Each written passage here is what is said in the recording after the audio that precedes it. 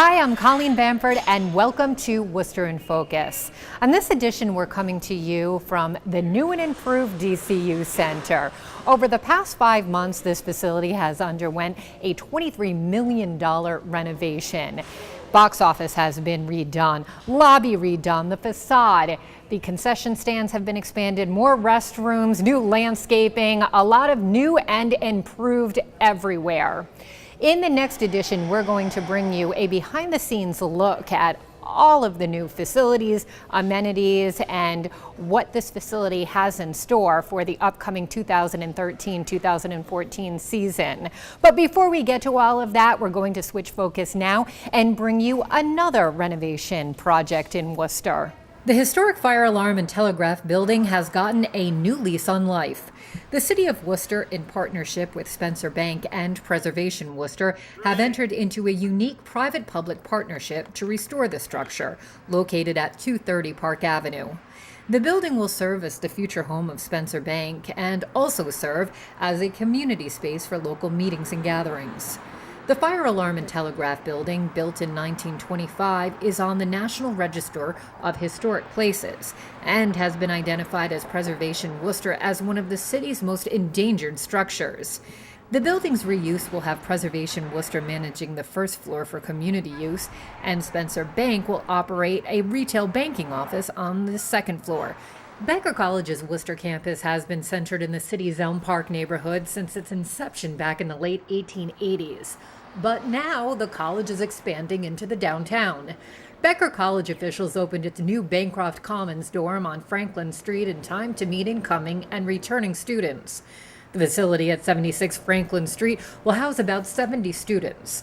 The Princeton Review recently praised Becker College for being one of the best institutions for undergraduate education for the second consecutive year. Worcester has been bringing some college campuses downtown over the past few years. Now, city leaders are trying to bring the students and others downtown to live. In late August, Worcester officials and SJ Realty cut the ribbon on the newly renovated 371 and 379 Main Street properties. The buildings are in their third century of existence. Most recently, the site housed a department store, but it was mostly vacant for the past 20 years. Now, it has been refurbished. It was a daunting task, but it was done thanks to the local developers and workers toiling in all kinds of conditions. Temperatures in the building in January in the teens, and they're working, going up 5 flights with no elevator, closing up elevator shafts, decommissioning different areas of the building, and trying to complete the project in 6 months. And then we get hit in July with 95-degree heat, 95 to 98, working in here just as hard. The result is 55 market-rate micro-loft units. The units will be marketed to students, graduate students, young professionals, seniors, and residents who are new to the city. The sidewalk renovation project around City Hall is now more than halfway completed. Workers have been busy all summer laying in new concrete, installing new ramps, and increasing the lighting around City Hall. The last significant sidewalk repair and replacement work around City Hall was some 3 decades ago. Crews have split the project into 3 phases so there would be minimal disruption to residents and employees who need to get to City Hall.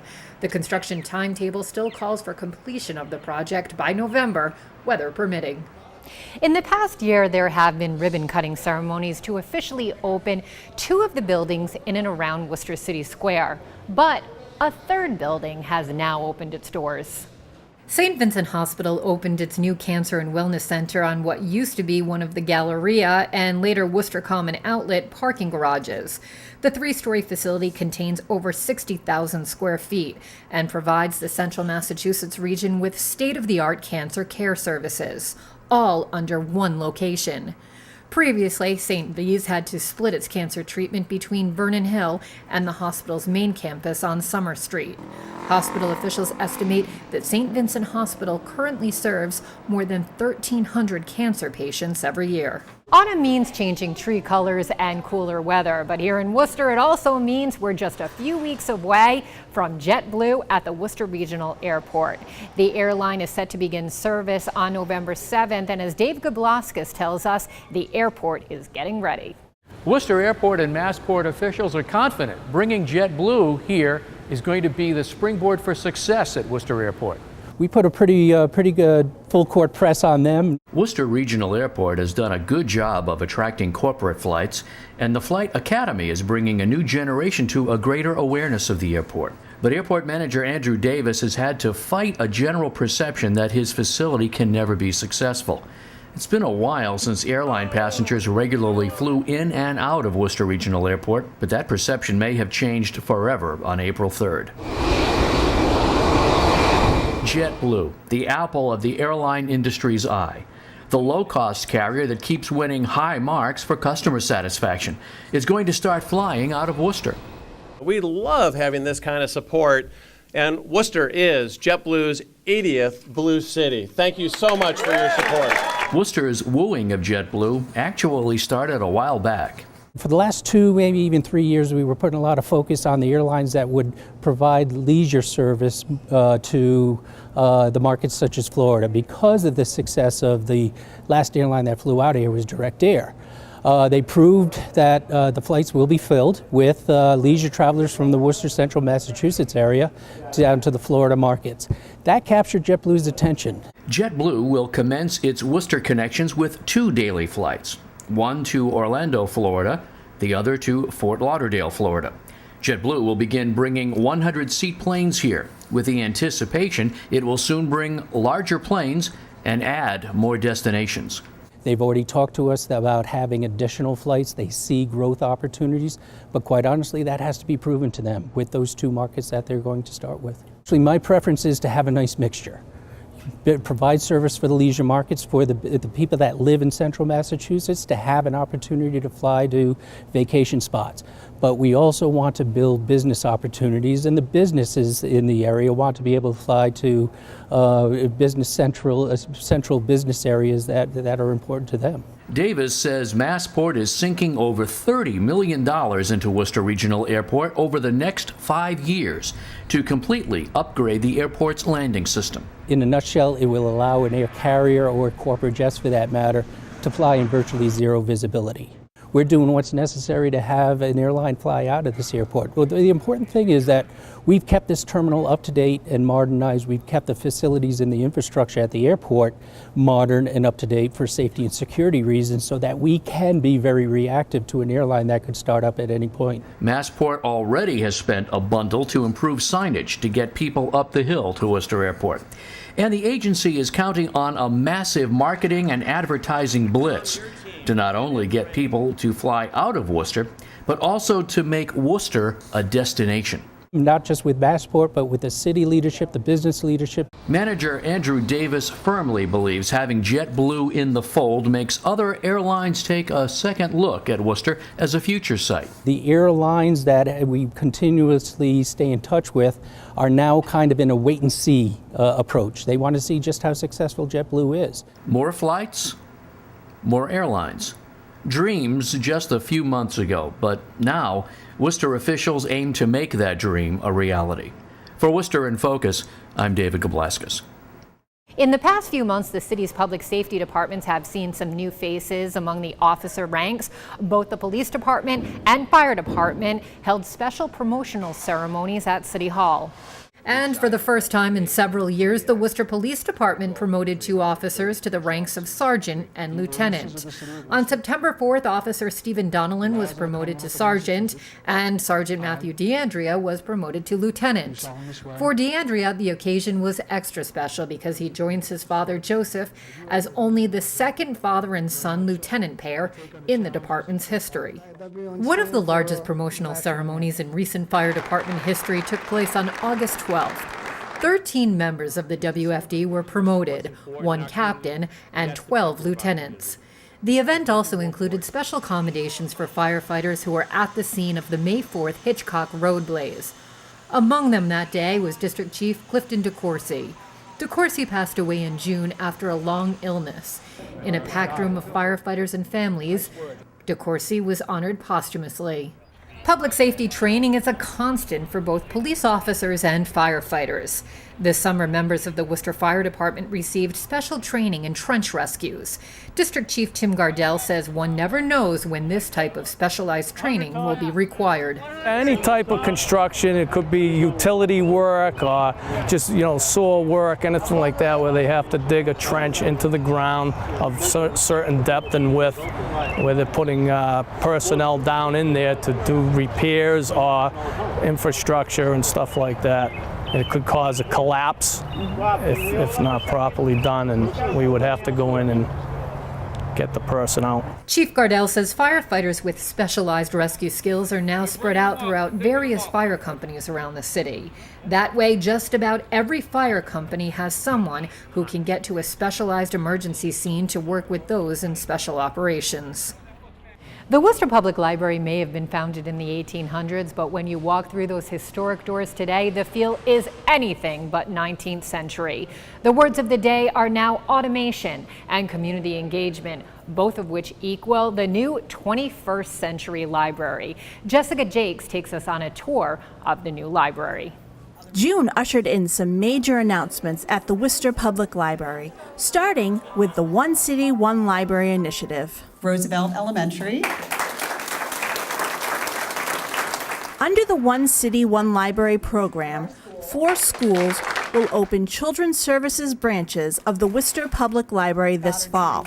The idea for the program grew from the realization that library services in schools were declining and access to branch libraries across the city was diminishing. It would be possible that we could give our children access to a worldwide inventory of books and resources that we know are available through one of the finest library systems in the state, the Worcester Public Library.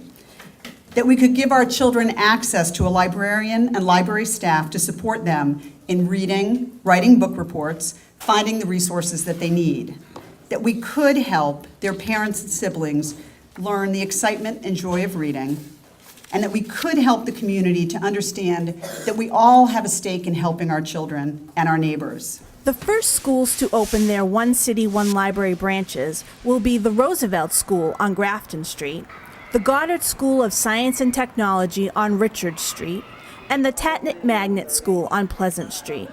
The 4th location, Burncoat Street Preparatory School, will open soon thereafter. Superintendent of Worcester Public Schools, Dr. Melinda Boone, put her support behind the program because of the key role literacy plays in shaping children's futures. And what makes this so exciting is that everyone values the fact that libraries are not just places where we house books and we check them in and out, but libraries are information centers where we connect knowledge and reading to improve literacy, to improve access to learning about other things in the world, and it's where lifelong learning really takes hold. Most states in this nation use reading levels of boys, particularly at 3rd and 4th grade, to determine not how many classrooms they're going to build, but how many prison beds they're going to build. A vast number of community organizations and businesses have sponsored the program and have raised $1.25 million for year 1.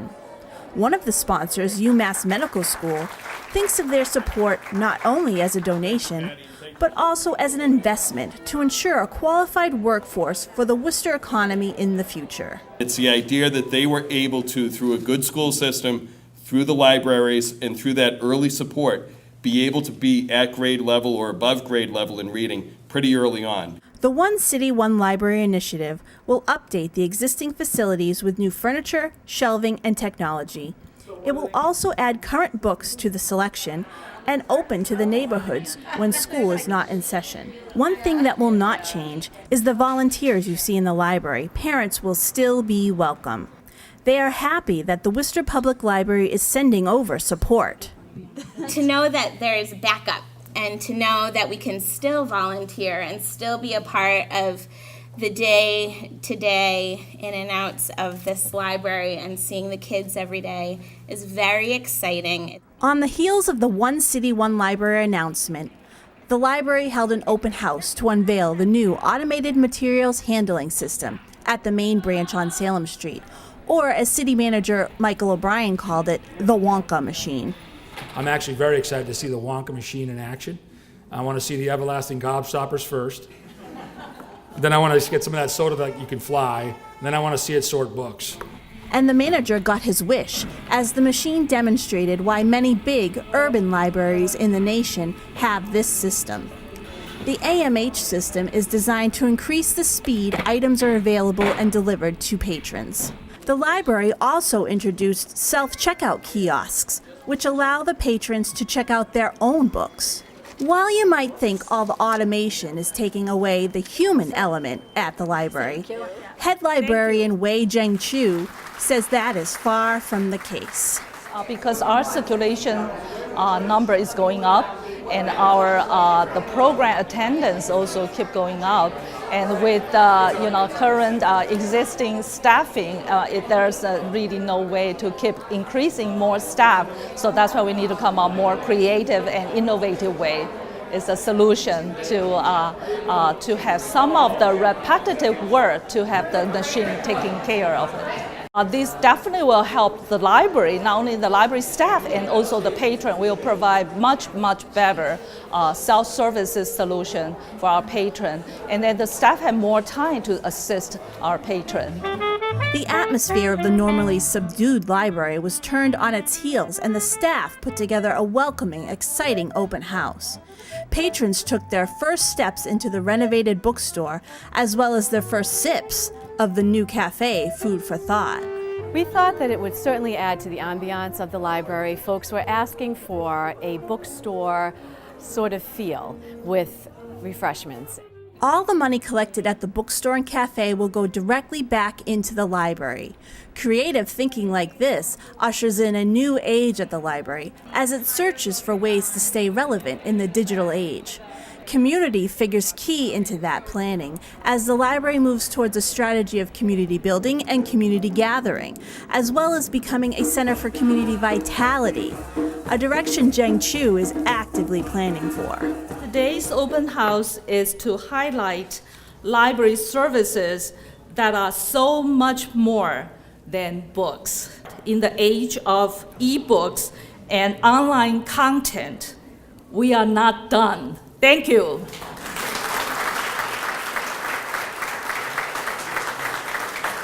Finally, members of the Worcester Regional Flight Academy got a chance to literally touch history in August. One of the highlights of the Academy's Aerospace Discovery Weekend was a chance to get up close and personal with a mock-up of Felix Baumgartner's spacesuit. Back on October 14th, Baumgartner broke the sound barrier when the skydiver went into a free fall 23 miles above the Earth. It's estimated Baumgartner reached speeds of over 800 miles per hour before pulling a parachute and going into a soft landing in New Mexico. The spacesuit was designed by Worcester's David Clark Company. Daniel McCarter was with the project from the very beginning 5 years ago. We made 3 suits for Felix. And we were there to help do engineering support. Finally, in 2012, Felix made his 3 jumps, with the final jump in October. And I was there in Roswell when he did it, and it was unbelievable. When he actually made the jump after multiple cancellations. Flight Academy students were given the chance to put on the suit's helmet and gloves and even try the foods that space pilots eat. This was really amazing. It was really great. I mean, it was like, they got like the Red Bull suit in them. Like, that's like so cool. The helmet was cool. It was heavier than I kind of had imagined it to be. I was quite impressed with the amount of, by the fact that it kind of made everything a little quieter. You could really tell that there was a lot of foam and material to the helmet. Well, I've been flying since I was pretty much in a baby carrier, and I just love it. McCarter suggested to the Academy students to pursue studies in math and engineering to be the next generation interested in space and space travel. In addition to the many new buildings and projects around Worcester, the city is also making sure it honors its past. Reporter Dave Gabloskis joins us again with that story. I was enthralled to see such a beautiful job they did. It's one of the busiest intersections on Worcester's west side, the Rotary at Newton Square. And sitting proudly in the middle of the roundabout is the Newton Square Memorial. The bronze and stone memorial to the city's World War II veterans has been there since 1947. Several people braved the extreme July heat to cut the ribbon for the memorial's recommissioning. and to thank the veterans. I think all of us have walked the city and heard people complaining about this heat and humidity, and the reality is the First Amendment protects that right. Even just standing here before you today is a freedom many other countries across the world do not have. And that sacrifice that was given has given us that ability to be here today to say thank you. Worcester sent over 27,000 soldiers to fight World War II. About 700 soldiers made the ultimate sacrifice. And the monuments exist as a constant reminder to the residents of Worcester, who among us dedicated their lives so that this country could continue to enjoy our freedoms. The restoration of this beautiful monument ensures that the legacy and hard work of our veterans will never be forgotten. 13th District Representative John Mahoney called the restoration of the Newton Square Memorial a labor of love. They went over and above. It just wasn't a job to them. It was really great to see the work they did and the craftsmanship they put into this great memorial. Worcester city leaders are not only looking ahead to the future, but also taking pains to ensure that the past is not forgotten. About $160,000 spent. And I can say, even though we have tough budgets, a grateful city must make these investments and make sure these resources are out there for, as I said, this generation and future to remember. John McAuliffe was awarded a Bronze Star and the Combat Infantryman's Badge for his service during the Battle of the Bulge. He declared Worcester has done a great job in creating monuments and saving monuments to honor the sacrifices of the men and women that went to war. A few years ago, we rededicated the World War II Memorial on the Common. And then there's a Korean War veteran, which Frank Carroll had, and with his fellow veterans, commemorated over near Union Station. We have the Vietnam Memorial up on Green Hill, the State Memorial. We are proud of all of these veterans, and I was very privileged to attend all of these dedications throughout the years. So we do remember our veterans. For Worcester in Focus, I'm David Gablaskis. We're in the perfect spot for our next story. It has to do with music. Over the years, a number of great bands and musical artists have taken stage here at the DCU Center. But just down the road, the Worcester Public Library has a program that could be promoting some future artists.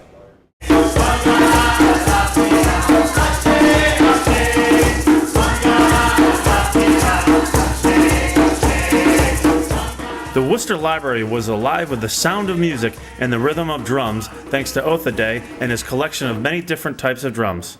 Otha Day is a pianist and a two-time stroke survivor. He turned to drums when he realized that drumming healed his body and his soul. Our lives are all about music. I mean, everything about drumming, about rhythm. So everything that we do, from walking to talking, even when we breathe, when we're sleeping, we're doing music, we're doing rhythm all the time. So my job is just to help people find the joy in making music as a community. People feel a sense of community when they join a drum circle. All ages were encouraged to join in on the fun. Otha gets excited about teaching the drums and world culture to people because drumming is a healthy activity. Drumming relieves stress and gets people active. I thought it was great bringing people together. Sometimes I think something like this with the drumming and a little bit of noise and movement and getting kids and parents up and down, it's good and to bring people together a little. The children, and especially the adults, found their inner child in the drum circle. Otha explains how people have rhythm and the associated talents like drumming and singing that are usually hidden until they find out in a community drum circle such as this one.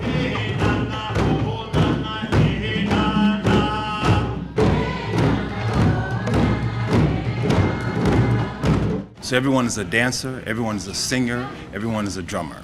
And so my job is just to help support people in realizing that they have those gifts. By the looks on people's faces, you can tell the benefits of a community drum circle are great. Otha really enjoys bringing joy and happiness to the parents and the kids alike. The wellness factor that people get from drumming and being involved is what makes all the positive difference in people's lives. My goal is just to help people find joy, and release, and it helps ground people and center them. So there's a huge wellness component, For Worcester in Focus, I'm Sean Foley. What's become an annual custom in Worcester. City leaders join to honor Frederick Douglass on the steps of City Hall. A former slave in the 1800s, Douglass is called by some the father of the civil rights movement. Not only was Douglass a skilled orator, but he was also an accomplished author and diplomat. He was considered a shining counterexample to those who did not believe slaves had the intellectual ability to be independent American citizens. Frederick Douglass was also an early supporter of giving women the right to vote. What so proudly we hailed at the twilight's last gleaming. The Navy Cross is the second highest military decoration that can be awarded to a United States Marine. And not only was Worcester's own Sergeant William Sutra Jr. given that prestigious award, but now the Columbus Park School gym is also renamed in his honor. Family, city leaders, and school children all joined in the celebration. Sergeant Sutra served as a K-9 handler for Company D, the 1st Marine Special Operations Division. He was awarded the Navy Cross for heroism he displayed during an ambush in Afghanistan in July of 2010. Sutra rallied the platoon and safely moved them all out of a kill zone, all with his K-9 at his side. When people see the plaque in the name of William Benjamin Sutra Jr., I hope it reminds them of the sacrifices that are made every day, not only by the men and women of the armed forces, but also by their families. In my time serving in 3 deployments over in Iraq and Afghanistan, I had the opportunity to go and actually have to pull guard at schools so that kids over there could actually go to school and get an education. So it is so nice to see that, these people, they didn't even have desks and their schools were made of dirt. And those kids, talk about little heroes. Those kids are willing to show up every day just to try to get an education. So, cherish this. While obviously thrilled that the school gym is being named for him, Sergeant Sutra joked the teachers who had him as a student probably thought it would have been more fitting to rename the principal's office after him. It was another successful summer in the water for the youths of Worcester. The annual Wheels to Water program wrapped up its 5th year in mid-August. Youths from ages 7 to 17 could participate if they signed up, and it was all free. The aim of the 6-week program is to help youngsters learn to swim and stay safe in the water.